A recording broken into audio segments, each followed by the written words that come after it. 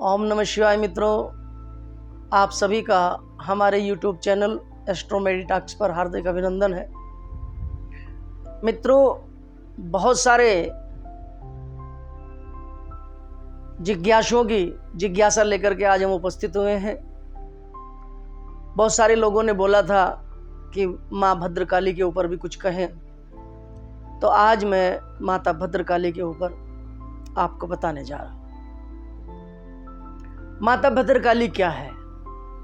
माता भद्रकाली माँ का ही एक स्वरूप है, और जिस तरह से माता की पूजा, काली की पूजा अपन करते हैं, तो काली के बहुत सारे स्वरूप हैं। ये भी काली का ही एक स्वरूप है। भद्रकाली का प्रादुर्भाव उस समय हुआ जब सभी जानते हैं कि जब दक्ष प्रजापति ने यज्ञ रचाया था और पार्वती जी वहां पर आई शिव जी के मना करने के बाद भी, और वहां पर आकर के उसने देखा कि वहां शिव का अपमान हो रहा है, तो उस अपमान को सहन न कर सकी और वो उसमें यज्ञ कुंड में समा गई। तो ये बात जब शिव को पता चली तो बहुत क्रोधित हुए, और क्रोधित होने के बाद उन्होंने अपनी एक जटा का बाल उखाड़ा और उसको जमीन पर पटका, और जमीन पर पटकने से एक असीम ऊर्जा पैदा हुई। वो ऊर्जा वीरभद्र के नाम से हुई।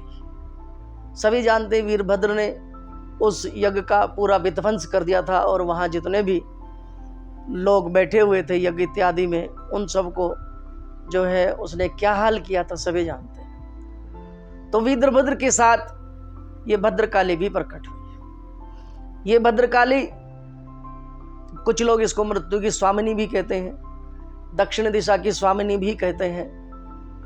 और मृत्यु, कुछ लोगों का मानना है कि मृत्यु जब आती है तो वो इसी का आदेश लेकर के आती है, बिना इसके मृत्यु नहीं आती।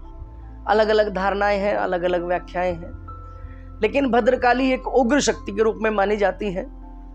और आज से नहीं, बहुत सालों से, हजारों लाखों वर्ष से इसकी पूजा हिंदू धर्म में होती आई है, और अनेक प्रकार के लोगों ने इससे लाभ भी प्राप्त किए हैं। और इसका स्वरूप थोड़ा उग्र है और सभी कालियों से। जितनी भी काली हैं, बहुत सारी काली हैं, जैसे शमशान काली है, भद्रकाली है, चामुंडा काली है, माँ तारा काली, बहुत सारी कालियां हैं। लेकिन भद्रकाली को विशेष रूप से दक्षिण में पूजा जाता है। कलकत्ते इत्यादि की साइड में भी इसकी खूब मान्यता है।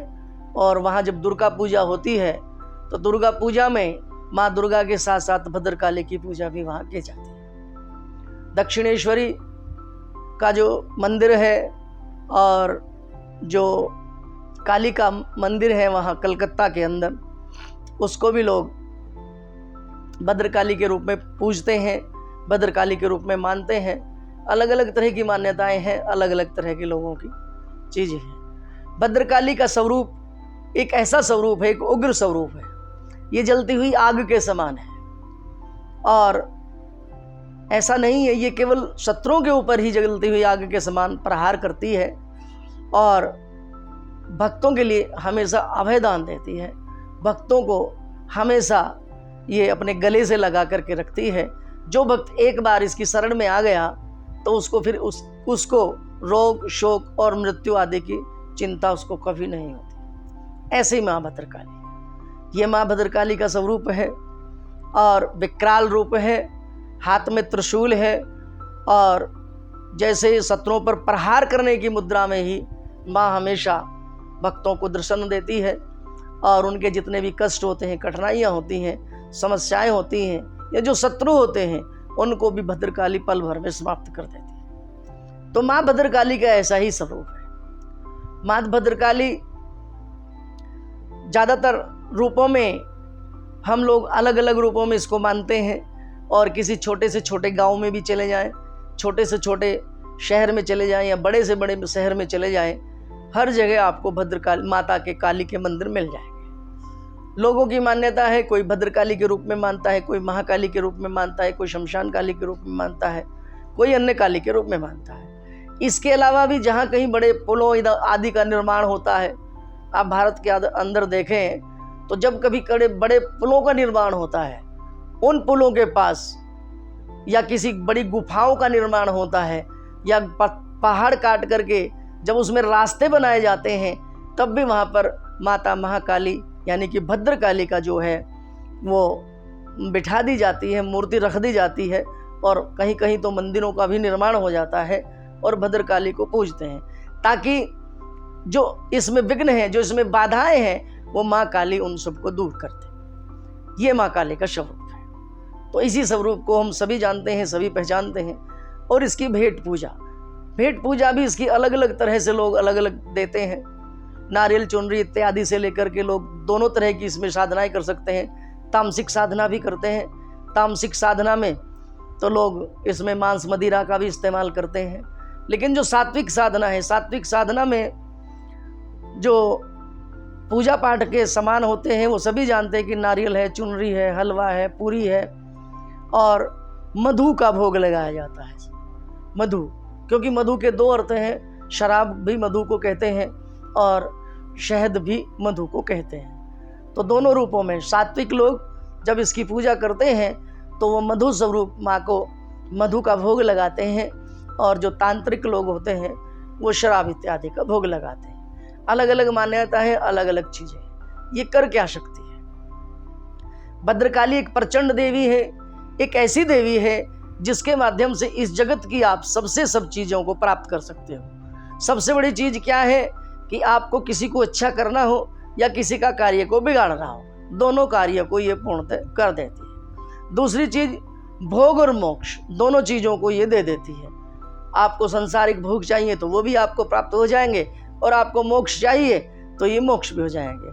आदमी जब इसकी पूजा करते हैं, जब हम इसकी शरण में जाते हैं, तो मृत्यु से पार भी चले जाते हैं, यानी कि मोक्ष को भी प्राप्त कर लेते हैं। तो ये इसका साधना का फल है। साधना का तरीका वही है, निराहार रहें 11 दिन, 21 दिन, 41 दिन, अपनी सुविधा के अनुसार चौकी लगा लें। नवरात्रों में करें, बहुत अच्छा है, या नवरात्रों के अलावा भी किसी भी सप्तमी या अष्टमी को, सप्तमी ज़्यादा उत्तम मानी जाती है, सप्तमी या अष्टमी को आसन लगा लें, चौकी लगा लें, और उसके बाद अपने गुरु का ध्यान करें, गुरु से आशीर्वाद लें, गुरु से मार्गदर्शन लें, और गुरु, गणपति और कलश स्थापन करने के बाद नवग्रह इत्यादि का पूजन करें या करावें, और उसके बाद इसका जाप शुरू करें। 11 दिन का कर सकते हैं, 11 दिन में भी आपको कुछ ना कुछ जरूर प्राप्त हो जाएगा।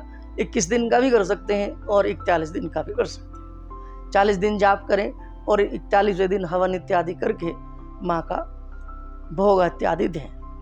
इस तरह करने से निश्चित रूप से भद्रकाली आपके सम्मुख भी हो सकती है, आपको स्वप्न में भी बता सकती है, अन्य अन्य प्रकार से लोगों के अनुभव होते हैं, और साधक के अंदर जिस तरह की भाव रहते हैं, क्योंकि जाकी रही भावना जैसी प्रभु मूरत देखी तिन तैसी। तो जैसे आपके भाव होंगे, जैसी आपकी श्रद्धा होगी, जैसा आपका विश्वास होगा, उसी के अनुसार माँ काली आपको दर्शन देगी, उसी के अनुसार माँ की सिद्धि आपको प्राप्त हो जाएगी, और इस तरह से आप माँ भद्रकाली की सिद्धि को प्राप्त कर सकते हैं। इससे हम अच्छे कार्य भी करा सकते हैं, बुरे कार्य भी करा सकते हैं। तंत्र के जितने भी कार्य हैं, मारण, मोहन, वशीकरण, वैशन, उच्चाटन इत्यादि, सब आप इसके माध्यम से पूरे कर सकते हैं, और भद्रकाली उसी रूप में ये आपको लाभ देती हुई चले जाती है। इसके हानि क्या है?